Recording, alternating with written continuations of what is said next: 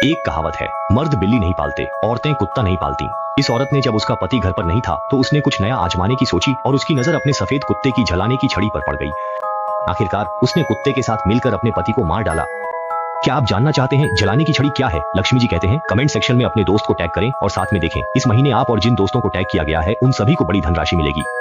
आइए देखें कौन कौन खुशकिस्मत लोग टैग किए गए हैं। सभी का स्वागत है इस बड़े पैमाने की आधा ईश्वर सीरीज में। सोने से पहले की दिलचस्प कहानी, कुत्ते के साथ व्यभिचार। मिंग राजवंश में एक व्यापारी था, ली जोंगपिंग। वह साल भर बाहर व्यापार के सिलसिले में रहता था। मुश्किल से कुछ बार ही घर लौटता था, जिससे उसकी सुंदर पत्नी अकेले घर में रहती थी। इसलिए जब भी वह बाहर जाता उसकी पत्नी उसे दूर तक छोड़ने जाती थी और इतने बड़े मकान में केवल उसकी सुंदर पत्नी और एक सफेद कुत्ता ही साथ रहते थे। इस साल के अंत में ली जोंगपिंग बाहर के प्रांत से काम निपटाकर घर लौट आया। जैसा कि कहते हैं थोड़ी जुदाई नए विवाह से ज्यादा मधुर होती है। दोनों के पास बात करने को बहुत कुछ था, इसलिए पति पत्नी जल्दी ही अपने कमरे में चले गए और दरवाजा बंद कर लिया। बस घर का वह सफेद कुत्ता समझदारी नहीं दिखा रहा था। वह लगातार दरवाजे से टकराता रहा। इसी रात ली जोंगपिंग के घर से एक दर्दनाक चीख सुनाई दी, जिसकी आवाज ने पास पड़ोस के लोगों को चौंका दिया और उन्होंने अधिकारियों को खबर कर दी। सरकारी दफ्तर से 2 सिपाही ली जोंगपिंग के घर की जांच के लिए भेजे गए। देखने की बात तो दूर, जैसे ही दोनों ने देखा वे बुरी तरह डर गए। ली जोंगपिंग बिस्तर पर ही मर चुका था। उसमें अब कोई जान बाकी नहीं थी। उसका गला किसी ने काट डाला था और उसके पूरे शरीर पर इतनी गहरी चोटें थीं कि हड्डियां तक दिख रही थीं। ये देखकर दोनों सिपाहियों ने जल्दी से पत्नी से पूछा कि आखिर क्या हुआ था। पत्नी ने आंसू पोंछते हुए डरी सहमी आवाज में जो कुछ हुआ था बताना शुरू किया। आज रात पति पत्नी दोनों कमरे में गए थे और एक दूसरे के साथ समय बिताने की तैयारी कर रहे थे। इसी दौरान अचानक कमरे का दरवाजा खुला और एक लाल बालों वाला राक्षस अंदर घुस आया। उस राक्षस ने बिना कुछ कहे सुने सीधे पति पर हमला कर दिया और आखिर में उस पर झपट पड़ा, उसका गला अपने जबड़ों से काट डाला। लेकिन आसपास के पड़ोसी जैसे इस घटना की सच्चाई जानते थे, वे थाने जाकर रिपोर्ट करने लगे कि ली जोंगपिंग की पत्नी और घर के सफेद कुत्ते ने मिलकर उसकी हत्या कर दी है।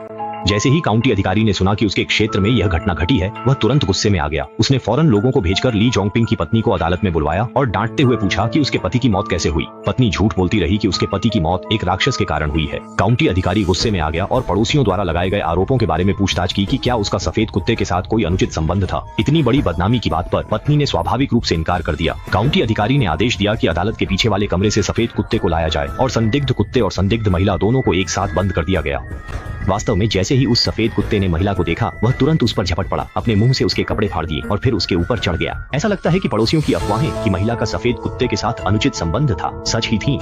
सिपाहियों ने महिला और कुत्ते को अलग किया तो काउंटी अधिकारी ने फिर अदालत लगाई। महिला को जब पता चला कि अब झूठ नहीं बोला जा सकता तो उसने मजबूर होकर सच्चाई बता दी। ली जोंगपिंग अक्सर साल भर बाहर रहते थे, जिससे उनकी पत्नी घर पर अकेली उदास रहती थी। एक बार उसने अनजाने में अपने घर के सफेद कुत्ते की लकड़ी देखी और समय के साथ उसके मन में उस कुत्ते के साथ कुछ खेल करने का विचार आया। महिला ने उसे अपने बिस्तर पर लिया और हर रात उसके साथ समय बिताने लगी। घटना वाली रात जब सफेद कुत्ते ने उसे अपने पति के साथ घनिष्ठ होते देखा तो वह अंदर आया और उसके पति को काटकर मार डाला। महिला ने अपना अपराध कबूल किया और सिपाही उसे कुत्ते समेत फांसी के मैदान की ओर ले गए। रास्ते में जब भी वे किसी गांव से गुजरते रुक जाते, पर्दा लगा देते, पैसे वसूलते और लोगों को घायल करने वाली महिला और सफेद कुत्ते को एक साथ दिखाते। पूरे रास्ते में सिपाही इसी के सहारे काफी पैसा कमा लेते थे। आखिरकार महिला और सफेद कुत्ते दोनों को फांसी के मैदान ले जाया गया, जहां उन्हें टुकड़े टुकड़े कर मौत की सजा दी गई। आज की कहानी यहीं समाप्त होती है। पसंद आया हो तो लाइक और फॉलो करें। आपको धन समृद्धि की शुभकामनाएं। अगली बार फिर मिलेंगे।